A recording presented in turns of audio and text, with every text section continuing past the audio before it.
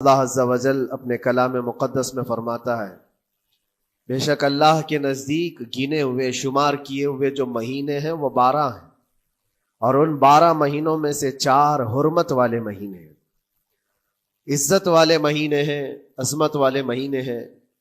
وہ 4 مہینے کون سے ہیں؟ مسلسل ترتیب کے ساتھ ذی القعدہ، ذی الحجہ اور محرم، اور 4تھا مہینہ رجب المرجب جس میں ہم اور آپ زندگی گزار رہے ہیں۔ اس کو رجب الاسم اور رجب العصب بھی کہا گیا ہے۔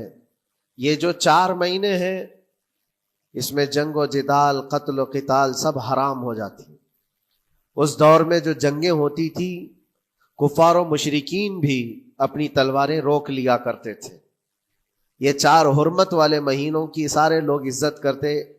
ان 4 مہینوں میں امن و امان قائم ہو جاتا، جیسے 2 قبیلوں میں جھگڑے ہیں، فساد ہے اور ایک دوسرے سے جنگ پر ہمیشہ آمادہ رہتے ہوں، لیکن ان 4 مہینوں کے اندر امن قائم ہو جاتا تھا، راستے کھل جاتے تھے۔ اور اللہ تبارک و تعالیٰ نے قرآن پاک میں ان 4 مہینوں کی فضیلت بھی بیان فرمائی۔ اس میں رجب کے لیے ایسی فضیلت ہے، اللہ کے نبی صلی اللہ علیہ وسلم ارشاد فرماتے ہیں یہ رجب کے مہینے کی فضیلت ایسی ہے جیسے قرآن کی فضیلت دوسری کتابوں پر ہے۔ دوسری کتابوں میں جس طرح سے افضل قرآن ہے، اس طرح سے رجب المرجب تمام مہینوں میں افضل ہے۔ اور نبی کریم صلی اللہ تعالی علیہ وسلم اس میں عبادت کرنے کے لیے ترغیب دیا کرتے تھے۔ اس کو ترجیب بھی کہا جاتا ہے، اور خاص طور پر رجب کے متعلق بزرگان دین نے فرمایا یہ فصل بونے کا مہینہ ہے۔ کھیتی باڑی والے سمجھ سکتے ہیں کہ اس میں بھی 3 موسم آتے ہیں۔ پہلے بیج کی بوائی کا وقت آتا ہے، پھر اس کی سچائی کا وقت آتا ہے، پھر کٹائی کا وقت آتا ہے۔ تو رجب کا مہینہ یہ فصل بونے کا مہینہ ہے نیکیوں کے، اور شعبان کا مہینہ اسے پانی دینے کا ہے، اور رمضان کا مہینہ فصل کاٹنے کا مہینہ ہے۔ اور رجب کا مہینہ آتے ہی اللہ کے نبی صلی اللہ تعالی علیہ وسلم یہ دعا فرمایا کرتے تھے، اللہم بارک لنا فی رجب و شعبان و بلغنا رمضان۔ سب کو یہ دعا بھی کرنی چاہیے۔ حضور اکرم صلی اللہ تعالی علیہ وسلم یوں عرض کرتے کہ اے اللہ، رجب اور شعبان میں تو ہمیں برکت عطا کر اور ہماری زندگی کو رمضان تک پہنچا دے۔ اب رجب آپ نے دیکھ لیا ہے تو اب کثرت سے یہ دعا کرو کہ مولا اس زندگی کا رمضان ہم سے جانے نہ پائے، رمضان تک ہماری سانسوں کو پہنچا دے۔ یہ دعا کثرت سے ہر نماز کے بعد بھی ہونی چاہیے۔ رجب آتے ہی میرے عزیزوں یہ عبادتوں کا موسم شروع ہو چکا ہے، اور سب جانتے ہیں رجب کے بعد پھر ہمارے ہاں مسلسل ایسی شب بیداریاں اور عبادت کے موسم نظر آنے لگتے ہیں۔ پھر شعبان بھی، اس میں رجب میں بڑی رات آتی ہے شب معراج، اور اس کے بعد شعبان میں شب برات، پھر اسی طرح رمضان کا موسم بن جاتا ہے۔ تو اب یہ موسم بنانے کا وقت آ چکا ہے۔ تو سب سے پہلی چیز یہ ہے کہ میرے عزیزوں، فصل کے بونے کے لیے کن چیزوں کی ضرورت ہوتی ہے، اس چیز کا خیال رکھیے۔ بیج اگر کھوٹا ڈالے ہو اور ویسی ہی فصل آنے کا انتظار کرو گے تو پھر نہیں ہوگا۔ بیج کو کھرا اور خالص ہونا چاہیے۔ جو نیکیاں کرنا چاہ رہے اس کو صاف ستھرے اچھے ماحول میں کیے جانے چاہیے۔ کھیتی باڑی کرنے والا جانتا ہے بیج تو وہ بو رہا ہے، زمین بھی اچھی ہے، ساری چیزیں، کئی چیزوں کی ضرورت ہوتی ہے۔ بیج بھی اچھا ہو، زمین بھی اچھا ہو، موسم بھی اچھا ہو، تب جا کر کے اس کی فصل نکلتی ہے۔ بیج اچھا تھا، زمین اچھی نہیں تو بھی فصل نہیں آتی۔ بیج بھی اچھا ہے، زمین بھی اچھا ہے، موسم صحیح نہیں ہے تب بھی فصل نہیں آتی۔ ابھی آپ کے پاس 3 چیزوں کا ہونا ضروری ہے، بیج اور زمین اور موسم۔ بیج جو ہے یہ نیکیاں ہیں، اور زمین تمہارا دل ہے، اس کا اتنا ہی پاک ہونا ضروری ہے۔ اور موسم یہ رجب کا ہے، اس میں تو کوئی شک نہیں ہے کہ عبادتوں کا موسم ہے، فصل کی اچھے لانے کا موسم ہے۔ لیکن سب سے پہلی چیز اب ہمیں ضرورت ہوتی ہے کہ ہم کیا بیج بو رہے ہیں۔ شیخ سعدی رحمت اللہ تعالی علیہ فرمایا کرتے کہ زمین میں ادرک بو کر کے گنا آنے کی امید تو نہیں کر سکتے، جو بویا ہے وہی اسی کی فصل آئے گی۔ لوگ عمل خیر کرے تو اس کا نتیجہ بھی خیر آئے گا، اور برائیاں کریں اور پھر رمضان میں یہ انتظار کریں کہ میں نے جو بویا ہے اس کی فصل آئے، تو ایسا نہیں ہوتا۔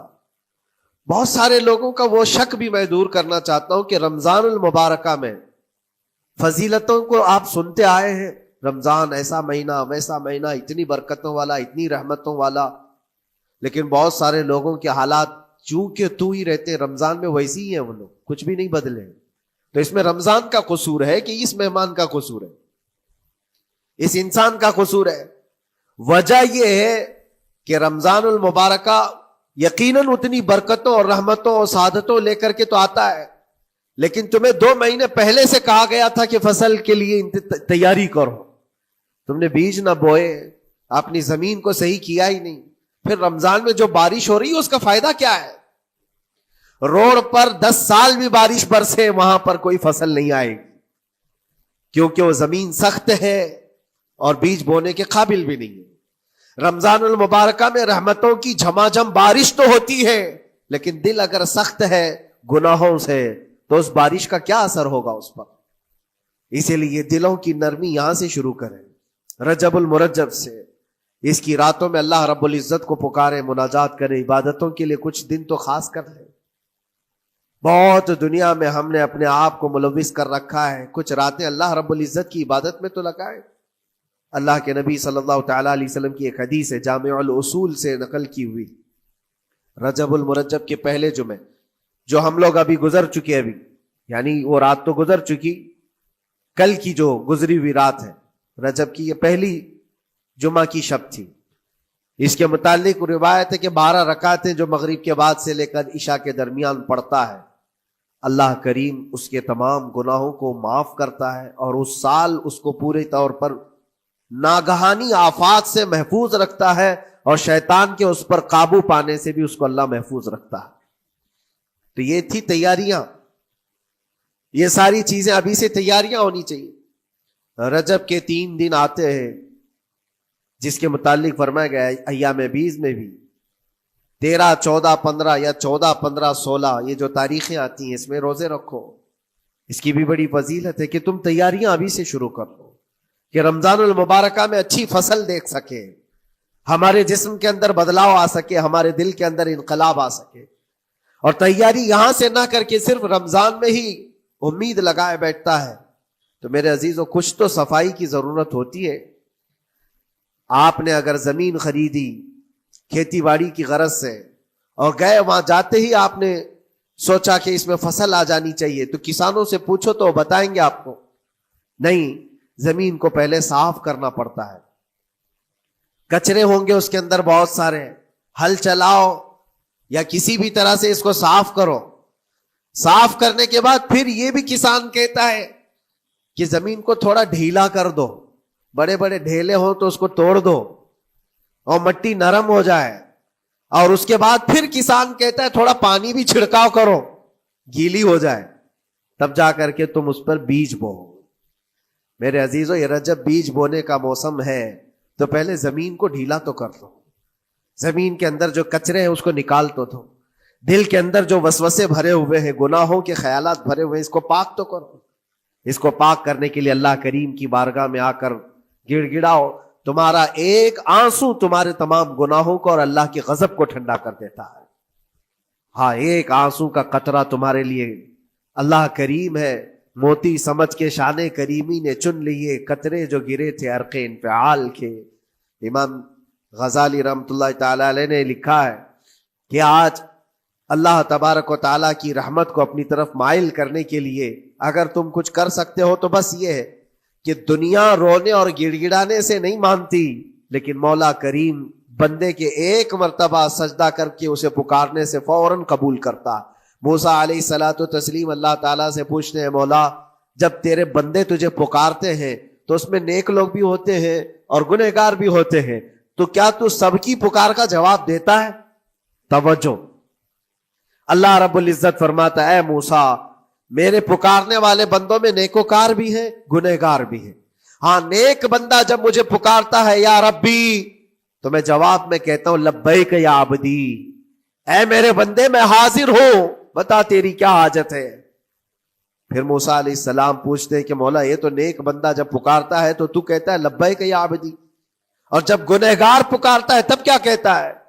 رب تعالیٰ فرماتا ہے جب میرا گنہگار بندہ مجھے پکارتا ہے یا ربی, تو میں اس کے جواب میں 70 بار لبیک یا عبدی کہتا ہوں. ایک بار پکارے 70 بار جواب. ایسا کیوں ہے؟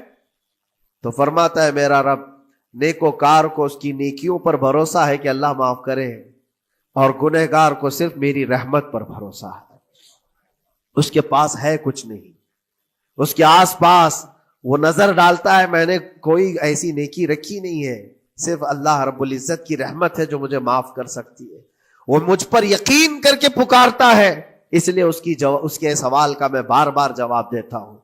عزیزان گرامی وقار, اقبال نے سچ ہی کہا تھا, ہم تو مائل بکرم ہے کوئی سائل ہی نہیں.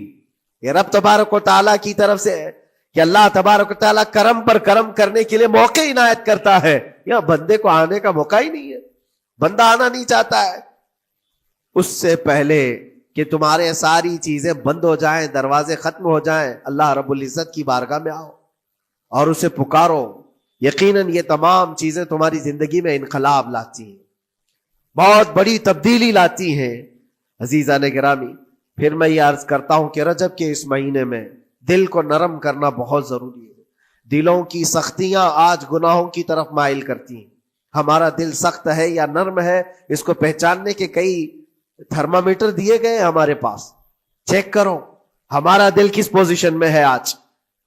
امام غزالی فرماتے ہیں 3 علامتیں ایسی ہیں جس سے پتہ چل جاتا ہے انسان کا دل سخت ہے یا نرم ہے, بیمار ہے یا صحت یاب ہے.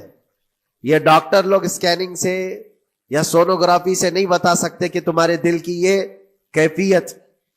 کیسے اس کو اہل بصیرت سمجھ سکتے؟ فرماتے ہیں کہ اگر مسجد میں زیادہ دیر تک بیٹھ نہیں پاتا تو سمجھ لو اس کا دل بیمار ہے, اس کا دل سخت ہو چکا ہے, اس کو مسجد میں بیٹھنے نہیں دیتا. یہی دل ٹیلی ویژن کے سامنے 3 گھنٹے بیٹھے, اس کو کچھ بھی اکتاہٹ نہیں آتی, موبائل پر گیم کھیلتا رہتا ہے, 4 گھنٹے گزر گئے کہ 5 گھنٹے گزر گئے اسے پتہ ہی نہیں. آج ایک سروے کے مطابق ہر انسان جو موبائل چلاتا ہے اس میں 18 گھنٹے وہ بیزی ہے دن کے.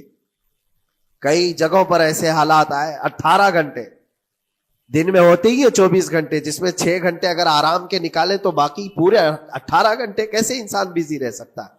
اس میں کھانا بھی ہے, پینا بھی ہے, حاجتیں بھی ہیں. لیکن سروے کے مطابق یہ بھی بات آئی ہے کہ 18 گھنٹے کنزیوم کرتے ہیں. میرے عزیزوں, اس میں کوئی اکتاہٹ اور اس میں کوئی ملال نہیں آتا, بیزارگی نہیں آتی. اور اللہ کے گھر میں یہاں فرض سے نماز سے ابھی سلام پھیرا کیا کہ بھاگنے کی تمنا ہوتی ہے. کئی جگہوں پر تو ایسا ہے. اسی لیے اللہ کے نبی صلی اللہ تعالی علیہ وسلم کی ایک حدیث میں سناتا ہوں, ارشاد فرماتے 2 چیزیں کسی منافق کے اندر جمع نہیں ہو سکتی. 2 چیزیں منافق آدمی کے اندر آ ہی نہیں سکتی. وہ کیا چیزیں؟ حضور پاک صلی اللہ تعالی علیہ وسلم فرماتے اچھے اخلاق منافق کے اندر نہیں آتے, اور اللہ کی اور اس کے رسول کی ہر بات پر یقین یہ منافق کے اندر نہیں آ سکتے. اور منافق کی یہ علامتیں بتاتے بتاتے میرے نبی نے یہ فرمایا, دیکھنا کہ مسجد میں منافق سب سے اخیر میں آئے گا اور سب سے جلدی بھاگے گا, اس کا دل نہیں لگتا, دل سخت ہو چکا ہے. اور بازار میں سب سے پہلے جائے گا اور سب سے لاسٹ میں نکلے گا. بازار اس کے دل لگنے کی جگہ ہے, اس کے وہاں پر تفریح کی جگہ ہے. اور مومن کی علامت یہ فرمایا کہ مومن مسجد میں جلدی آتا ہے اور دیر سے جاتا ہے, اس کا دل لگا رہتا ہے. اور مومن بازار میں لوگوں کے شروعات میں نہیں, اپنی ضرورت کے مطابق گیا اور نکل آیا. اور فرماتے ہیں میرے آقا صلی اللہ علیہ وسلم روئے زمین پر سب سے اچھی جگہوں میں سے کوئی جگہ ہے تو اللہ کا گھر ہے, مسجد ہے. اور سب سے بری جگہوں کے متعلق فرمایا وہ بازار ہے. اب یہاں پر دلوں کے متعلق میں عرض کر رہا ہوں کہ کس کا دل کس پوزیشن میں ہے, اسے آج خود آزما لینا چاہیے. دوسری علامت, امام غزالی فرماتے ہیں قرآن پاک کھولے گا وہ صفحہ 2 صفحہ سے زیادہ پڑھ نہیں پائے گا، بند کرنے کا دل کرے گا۔ یہ تو چھوڑو اٹھانے کے بعد پڑھنے نہ پڑھنے کی بات ہے، کچھ تو چھونا بھی نہیں چاہتے، اٹھاتے ہی نہیں۔ سال پورا ہو گیا تو قرآن پکڑتے نہیں، تو پھر دل کی کیفیت کیا ہو چکی ہوگی؟ دل کیسا مریض ہوگا؟ بعض لوگ ہم سے یہ کہتے بھی تھے کہ حضرت پڑھنا تو آتا نہیں، کیا کریں گے قرآن کا؟ کہا اٹھانا تو آتا ہے۔ میں نے ان سے پوچھا قرآن اٹھانا تو آتا ہے، جب قسم کھانے کی بات ہوتی ہے تو کیسے قرآن اٹھا لیتے ہو، سر پہ رکھ لیتے ہو؟ اسی طرح سے قرآن کو ہی اٹھا کر کے سینے سے لگا کر اللہ کی بارگاہ میں دعا کرو کہ مولا میرے دل کے دروازے کھول دے۔ اور قرآن کوئی سخت چیز نہیں ہے، اللہ وعدہ فرما رہا ہے ہم نے قرآن یاد کرنے کے لیے آسان بنایا ہے۔ کوئی یاد کرنے والا؟ وہ خود قرآن تمہارے دل میں اتر جائے گا۔ کوشش کرو۔ دل کی بیماری کی 2 علامتیں میں نے بتایا، اگر بیمار دل ہے تو زیادہ یہاں بیٹھ نہیں سکتا اور زیادہ دیر قرآن پڑھ نہیں پاتا۔ تیسری بات فرماتے ہیں کہ تیسری علامت یہ ہے کہ ہمارا دل اگر سخت ہو چکا ہے تو جیب میں پیسے ہوں گے لیکن کوئی مانگ رہا ہوگا اللہ کے نام پر، دینے کی طبیعت نہیں کہیں، دینے کی طبیعت نہیں کرتی۔ اور یہ چیز ہاتھ اٹھانے کو تمہارا دل نہیں کرتا تو سمجھ جاؤ کہ دل بیمار ہے۔ اور دل کی بیماری لے کر کے اگر کوئی رجب میں سوچتا ہے کہ میں بیج بوؤں گا تو کیا فائدے کا؟ زمین سخت ہے، زمین سخت ہے اور اس پر بارش بھی ہوگی تو کچھ فرق نہیں پڑتا، فصل نہیں آئے گی۔ دل کو نرم کرو۔ اور ایک علامت میں بتاؤں، اور ایک علامت کہ دل نرم ہے یا سخت ہے، اس کی ایک علامت یہ بھی ہے، اللہ کا جب ذکر کرے، جنت کا جب ذکر کرے، جہنم کے عذابات کا ذکر کرے، قبر کے معاملات کا ذکر کرے، حشر کے سوالات کا ذکر کرے، تو اس کی آنکھیں ڈبڈبا جائیں اور آنسو نکل آنے لگیں۔ قرآن کی آیتیں سن کر کے اس کا دل ہلنے لگے اور آنسو آ گئے تو سمجھ جاؤ کہ اس کا دل نرم ہے، ابھی اس کا دل بیمار نہیں ہوا، ابھی اس کا دل بیمار نہیں ہوا۔ لیکن یہاں تو پوزیشن الگ ہے، سچویشن الگ ہے۔ ہم تو پتہ نہیں کن کن چیزوں میں رو لیتے ہیں، لیکن اللہ کا کلام سنتے ہوئے کسی کے کان پر جوں بھی نہیں رینگتی۔ لوگ تو گانوں پر تھرکنے والے اور نغموں پر اچھل کود کرنے والے وجد کی بات کرتے ہیں، لیکن اللہ کا کلام پڑھنے پر کوئی کسی کو وجد کیوں نہیں آتا؟ یہ ایمان کی علامت ہے۔ قرآن میں اللہ نے فرمایا وَإِذَا تُلِيَتْ عَلَيْهِمْ آيَاتُهُ زَادَتْهُمْ ایمانا، جب اللہ کی آیتیں ان پر تلاوت کی جاتی ہے، مومنین پر، ان کا ایمان بڑھ جاتا ہے۔ کیا آپ امام کے پیچھے قرات سن کر کے اپنے دل میں ہلچل محسوس کرتے ہیں؟ سننے کی طبیعت کرتی ہے؟ بلکہ ادھر نماز پڑھ کر کے جانے کے بعد آدھے گھنٹے کے بعد پوچھے آج پہلی رکعت میں کیا پڑھا تھا، دوسری رکعت میں کیا پڑھا، آپ کو پتہ ہی نہیں رہتا، یاد ہی نہیں امام صاحب کیا پڑھ رہے تھے، میں تو دکان کا حساب کتاب کر رہا تھا، کیا خبر ہے کہ انہوں نے کیا پڑھا؟ تو قرآن کو توجہ سے پڑھے ہوتے تو تمہارے دل میں بھی وہ باتیں اثر کر رہی ہوتی۔ میرے عزیزوں، کتنے ایسے لوگ ہیں جو صرف اور صرف قرآن پاک کی تلاوت کی وجہ سے دلوں کو نرم کر دیا گیا ہے۔ میں اسی بات پر آج فوکس کر کے ختم کر دوں گا۔ رجب المرجب بیج بونے کا موسم ہے تو دل کے نرمی کے ساتھ ہی بیج بو، کیونکہ یہ زمین ہے تمہاری، اور زمین نرم نہ ہو تو کتنی بھی نیکیاں کرو کیا فائدے کی؟ دل سخت ہے، گناہوں سے لبریز ہے، اور دل کو نرم کرنے کا علاج 2 چیزیں بتائی گئی، کریں گے انشاءاللہ۔ 2 چیزیں بڑی آسان ہیں۔ اگر دل کو نرم کرنا ہے تو 2 چیزیں فرمائی گئی، کثرت سے قرآن پاک کی تلاوت کرو یا کثرت سے میرے نبی پر درود پاک پڑھا کرو۔ 2 چیزیں کر کے دیکھو، تمہارا دل نرم ہو جائے گا۔ اور بھی دوسری علامت، دوسرے علاج بھی میرے آقا نے فرمایا۔ ایک صحابی آئے تھے، انہوں نے عرض کیا یا رسول اللہ صلی اللہ علیہ وسلم، لوگ آپ کے پیچھے نماز پڑھتے ہیں تو زاروں قطار رونے لگتے ہیں، جب آپ دعا کرتے ہیں تو وہ دھاڑے مار کر کے روتے ہیں، میں کبھی رو نہیں پاتا، میرا رونا نہیں آتا، میں بھی قرآن سنتا ہوں، میں بھی آپ کے پیچھے نماز پڑھتا ہوں۔ تو حضور پاک صلی اللہ علیہ وسلم نے فرمایا تمہارا دل سخت ہو گیا ہے، تمہارا دل سخت ہو گیا ہے۔ انہوں نے کہا کیا کروں، علاج کیا ہے اس کا؟ وہ مسیحا امت ہے میرے آقا، ہر ایک کا علاج جانتے ہیں، کس کو کون سا علاج دینا ہے۔ نبی پاک صلی اللہ تعالی علیہ وسلم فرماتے ہیں جاؤ کسی یتیم بچے کے سر پر ہاتھ پھیرو، اللہ تمہارا دل نرم کرے گا. ان کے لیے وہ علاج رکھا گیا تھا. جس کو جیسا علاج بتایا میرے آقا صلی اللہ علیہ وسلم نے، کسی یتیم کے سر پر ہاتھ پھیرو دل نرم ہوگا. لیکن دل کے نرم ہونے کے علاج اللہ کے نبی صلی اللہ علیہ وسلم کے شفا خانے میں ہے. آج سے آپ کثرت سے درود پاک پڑھو، پھر دیکھو آپ کے دل کے اندر انقلاب آتا ہے یا نہیں آتا. آپ کے چہرے کا نور بڑھ جائے گا، زبان کا اثر بڑھ جائے گا، عمل خیر کی طرف رغبت بڑھ جائے گی.